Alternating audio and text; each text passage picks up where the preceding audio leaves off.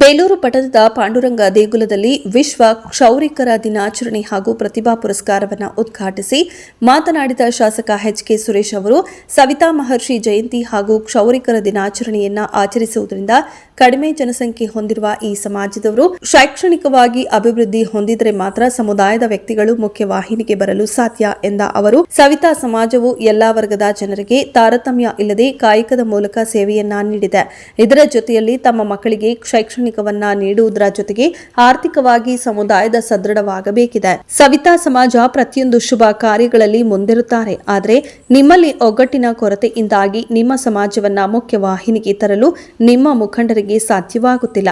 ನೀವುಗಳು ಸಂಘಟಿತರಾದಾಗ ಮಾತ್ರ ಸರ್ಕಾರದ ಮೂಲಕ ಮಹತ್ವದ ಯೋಜನೆಗಳನ್ನು ಪಡೆಯಬಹುದು. ಈಗಾಗಲೇ ನಿಮ್ಮ ಸಮುದಾಯ ಭವನಕ್ಕೆ ಹಲವಾರು ಬಾರಿ ಬೇಡಿಕೆ ಇಟ್ಟಿದ್ದು ಅತಿ ಶೀಘ್ರದಲ್ಲಿ ನಿಮ್ಮ ಸಮುದಾಯ ಭವನಕ್ಕೆ ಹೆಚ್ಚಿನ ಸಹಕಾರ ನೀಡುವುದಾಗಿ ಭರವಸೆ ನೀಡಿದರು. ಇನ್ನು ಪ್ರತಿಭಾ ಪುರಸ್ಕಾರ ನೀಡಿ ಮಾತನಾಡಿದ ಪುರಸಭೆ ಅಧ್ಯಕ್ಷ ಎ.ಆರ್. ಅಶೋಕ್ ಅವರು ಸಂಕಷ್ಟದ ನಡುವೆಯೂ ಸವಿತಾ ಸಮಾಜದ ಬಂಧುಗಳು ತಮ್ಮ ವೃತ್ತಿ ಪಾವಿತ್ರತೆಯನ್ನು ಕಾಪಾಡಿಕೊಂಡು ಸ್ವಾಭಿಮಾನ ಜೀವನ ನಡೆಸುತ್ತಿದ್ದಾರೆ. ರಾಜ್ಯ ಸರ್ಕಾರದಿಂದ ಹಲವಾರು ಸೌಲಭ್ಯಗಳಿದ್ದು ಅವುಗಳನ್ನು ಬಳಸಿಕೊಳ್ಳುವಂತೆ ಕಿವಿ ಮಾತು ಹೇಳಿದರು.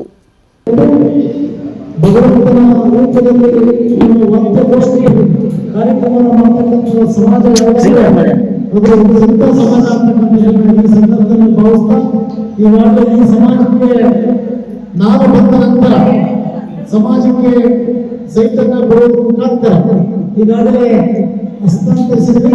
ಮುಂದಿನ ದಿವಸಗಳಲ್ಲಿ ಅದಕ್ಕೆ ಒಂದು ಕಟ್ಟಡವನ್ನು ಮಾಡತಕ್ಕಂತಹ ಏನು ತಮ್ಮೆಲ್ಲರ ಅಪೇಕ್ಷೆ ಇದೆ. ಸಮಾಜಕ್ಕೆ ಒಂದು ಕಟ್ಟಡ ಬೇಕು. ನಮ್ಮ ಜಯನಮಣ್ಣ ಯಾವಾಗ ಅಂತ ನಮ್ಮ ಪ್ರಕಾಶ ಗೊತ್ತಾಗಿಲ್ಲ.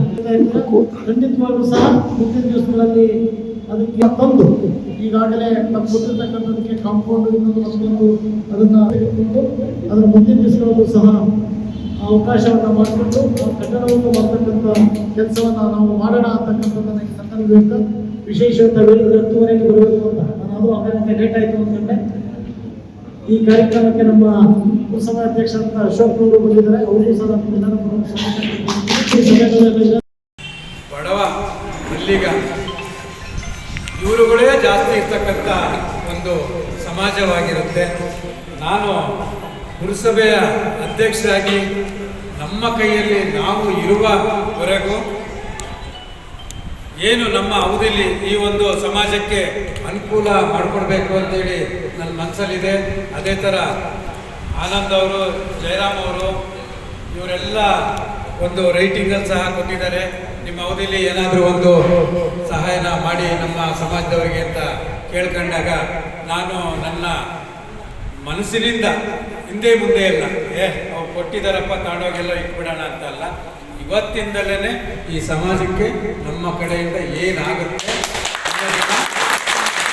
ಮಾನ್ಯ ಶಾಸಕರಿಗಾಗಿರ್ಬೋದು, ನಮ್ಮ ಕಾಂಗ್ರೆಸ್ ಪಕ್ಷದ ಸರ್ಕಾರ ಇರೋದ್ರಿಂದ ಆ ಸರ್ಕಾರದಲ್ಲಿ ಏನು ಅನುದಾನಗಳನ್ನು ಈ ಸಮಾಜಕ್ಕೆ ನೀಡಬಹುದು ಅಂತೇಳಿ ಇವತ್ತು ನಾಳೆಲ್ಲೇ ಲೆಟ್ರನ್ನು ಮಾಡಿಸಿ ನಮ್ಮ ನಾಯಕರಾದ ಶಿವರಾಮಣ್ಣವರು ಮಾಜಿ ಮಂತ್ರಿಗಳು ಇಂಥ ಕೆಲಸಗಳನ್ನು ಮಾಡೋದು ಅಂದರೆ ಬಹಳ ಸಂಚೆಯಿಂದ ಓಡಾಡಿ ಕೆಲಸವನ್ನು ಮಾಡಿ ರಿಟರ್ನ್ ನಮಗೆ ಮಾಹಿತಿಯನ್ನು ಕೊಡುವಂಥ ಏಕೈಕ ನಮ್ಮ ನಾಯಕರು ಅಂದರೆ ನಮ್ಮ